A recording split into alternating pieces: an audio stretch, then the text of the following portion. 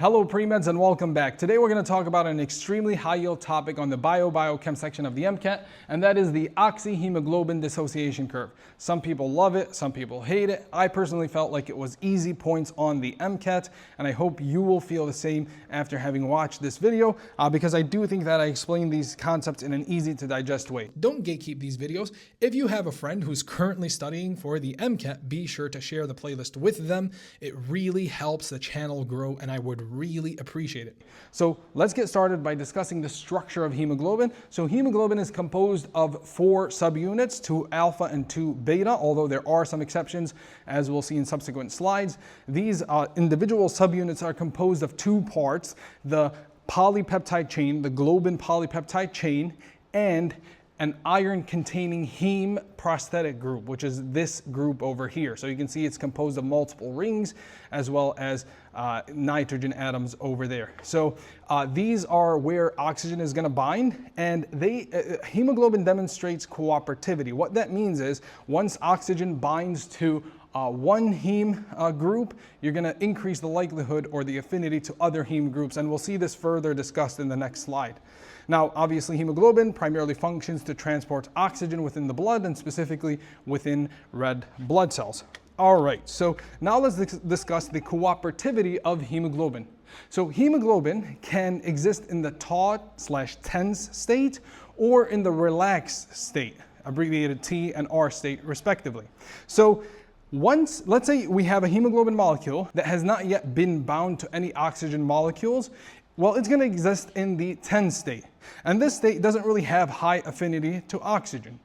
Well, once the first oxygen molecule binds to that first heme group on hemoglobin, what's going to happen is you're going to increase the likelihood of subsequent binding of O2 molecules. So now the hemoglobin protein has went from the tense state to the relaxed state. The relaxed state has higher affinity for oxygen. And this is also called allosteric activation, where binding at one part of the protein is going to activate or cause a conformational shift in other parts of the protein to enhance its function.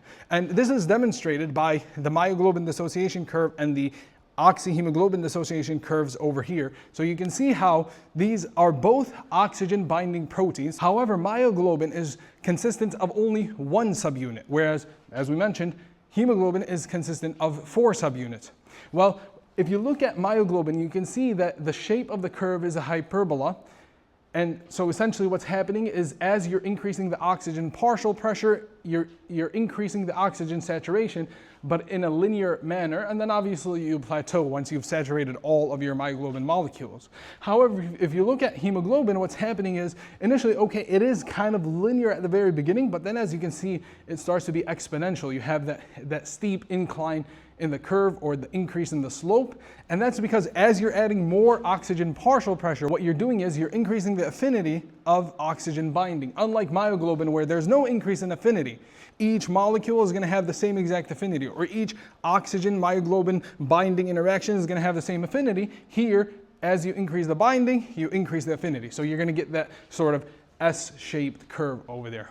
All right, now let's move on to sort of the really high yield part of this slide deck, which is where you'll see the bulk of questions on the MCAT, and that is the changes that can occur to the oxyhemoglobin dissociation curve. So this is the oxyhemoglobin dissociation curve. You can see oxygen partial pressure over here, and then the percent saturation of oxygen.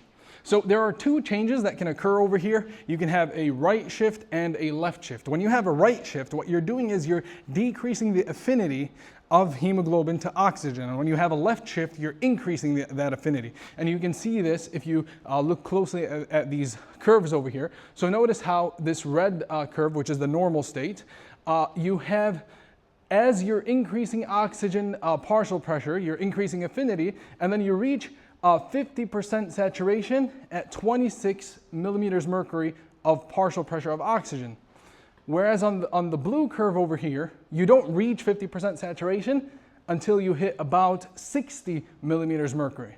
And then on the left shift, which has higher affinity to oxygen, you can see how even at about 13 millimeters mercury of oxygen, you've already hit 50% saturation. So that demonstrates that a right shift is decreased affinity, a left shift is increased affinity, and that's all thanks to those concepts we discussed of the taut state versus the relaxed state. So what causes a right shift and what causes a left shift? Well, what causes a right shift are the things that you see over here: increase in PaCO2, increase in temperature, decrease in pH, and all of this is like of the blood, and increase in 2,3-BPG, which is an intermediate in glycolysis. And by the way, folks who live at higher altitudes for extended periods of time will have an increase in their 2,3-BPG. So all of these will cause a right shift. And then a good way to remember this is that notice that all of these occur with exercise. So if you exercise, you're going to increase your temperature, increase your CO2, decrease your pH. So exercise is the right thing to do, and therefore it'll cause a right shift on the oxyhemoglobin dissociation curve. And then essentially the reverse of that is going to cause a left shift, so decreased CO2, etc. Now notably, fetal hemoglobin will be shifted to the left. And fetal hemoglobin is one of those exceptions where it's composed of 2 alpha and 2 gamma subunits, and that's for a very good reason. You need the fetal hemoglobin to have higher affinity than normal hemoglobin, and that's because the fetus is sucking blood or picking up blood from the mother's hemoglobin molecules. So therefore, fetal hemoglobin has to have higher affinity to be able to latch on those oxygen molecules. So you can think of it as like tug of war between the mother's hemoglobin and the fetal hemoglobin, and that fetus is going to win that tug of war and suck the oxygen molecules. All right, so now let's talk about carbon monoxide poisoning. So what you want to know here is that carbon monoxide, hemoglobin has higher affinity for carbon monoxide than for oxygen. So this will cause a decrease in the curve. So you'll see it going down, and that's because some of your hemoglobin has been absolutely occupied by carbon monoxide, and so there's not as much available pockets that can bind oxygen, so your percent saturation will be decreased. But also importantly, it's going to shift to the left, and that's because even though you're binding carbon monoxide, you're still getting that positive cooperativity where you're increasing the affinity to subsequent binding of oxygen molecules, and therefore you technically have increased affinity. But again, a lot of your hemoglobin sample has been occupied by carbon monoxide. And by the way, just as an aside, and you'll learn more about this in med school, when you put a pulse ox monitor on someone's finger, if they have carbon monoxide poisoning, that pulse ox monitor is still going to tell you they have like 98% or 100% oxygen saturation, because the pulse ox monitor measures basically bound hemoglobin, whether it's bound to oxygen or carbon monoxide. It can't differentiate between the two, so it'll tell you even if, like, let's say 50% of their hemoglobin is occupied by carbon monoxide, it'll still tell you that that person has 98% oxygen saturation.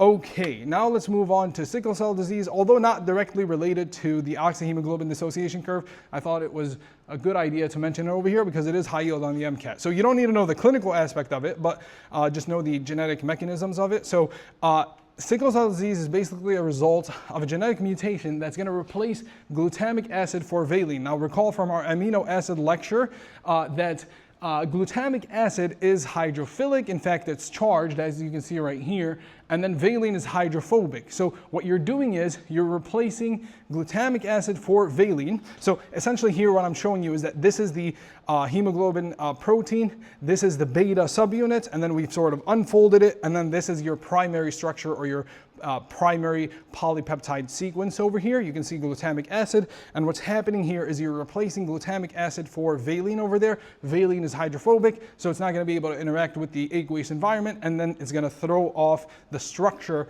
of hemoglobin and therefore its normal function. All right, so now let's do some knowledge checks and then we'll wrap it up. So a patient living at high altitude is found to have increased levels of 2,3-BPG in red blood cells. Which of the following best describes the effects on the oxygen hemoglobin dissociation curve? So you can pause the video and think about it, but I'm just going to move on to the answer over here. So the answer is right shift with decreased oxygen affinity because you have an increase in 2,3-BPG. Next, we have which of the following conditions would most likely shift the oxygen hemoglobin dissociation curve to the left? So is it increased temperature, increased CO2, increased hydrogen concentration, or fetal hemoglobin? Well, those first three happen with exercise, and we said that exercise is the right thing to do, so they're actually going to cause a right shift. In this case, the only one that's going to cause a left shift is fetal hemoglobin. Finally, our last question over here. During vigorous exercise, skeletal muscle produces large amounts of CO2 and lactic acid.